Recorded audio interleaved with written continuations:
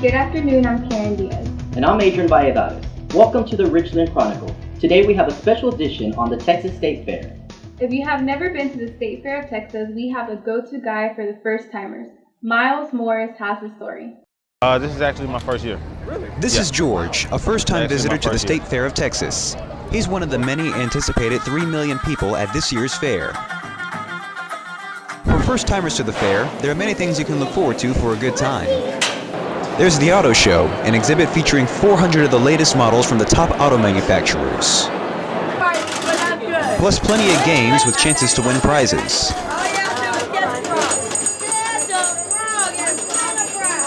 Among other attractions include rides, and George has a personal recommendation for a good family ride. Maybe the Ferris wheel. Maybe the Ferris wheel. It's a good ride that my whole family can ride, so maybe the Ferris wheel.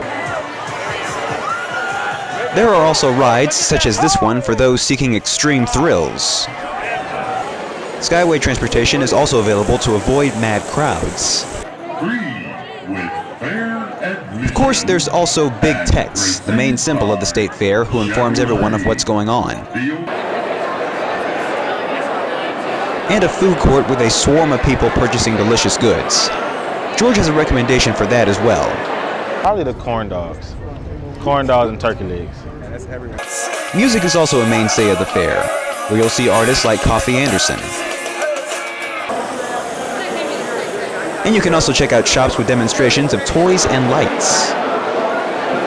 One piece of advice: avoid going on weekends with big football games like Texas OU weekend. That actually isn't a bad idea.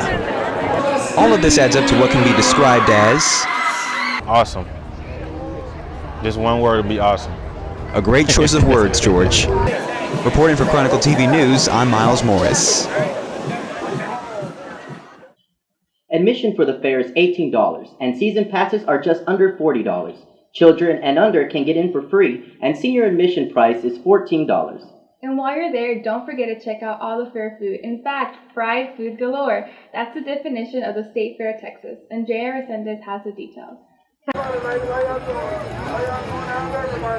The Texas State Fair opened their gates September 25th and will close their gates October 18th.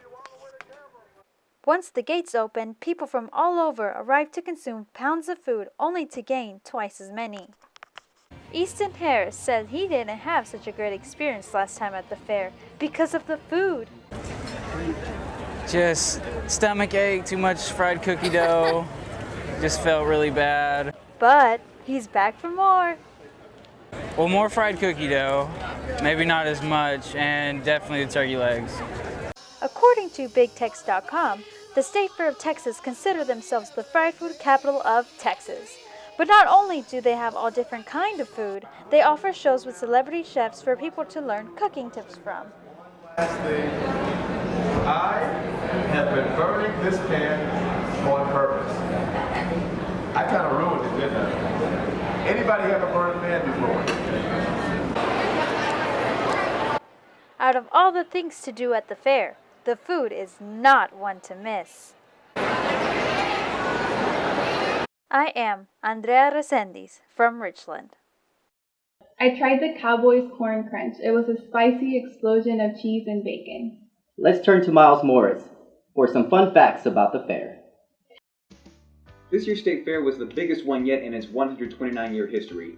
It drew in huge crowds and raked in more than $52 million in sales. That's a $10 million increase from last year. Since the fair is a nonprofit organization, the net proceeds are reinvested in the form of capital improvements, according to BigTex.com. This includes college scholarships, donations to community outreach programs, and fair improvements. There were also more than 8,000 entries in the creative arts competitions and more than 10 dozen entries for livestock shows. Musicians like Mercy Me, Lecrae, and the Beach Boys took to the Chevrolet main stage for free concerts.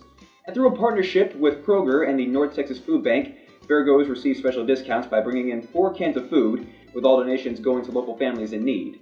The final donation total was more than 300,000 pounds of food. All this added up to the most successful event in the history of the State Fair of Texas.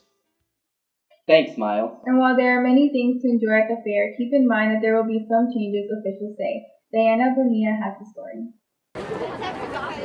This year, the Texas State Fair has decided to join Six Flags, Disney World, and American Airlines, among other companies, in becoming a no selfie stick zone, as it represents a safety hazard for visitors. They can have guns, but they have to be concealed handguns. Jay Thompson is a security guard at the fair and already confiscated a selfie stick along with a pepper spray.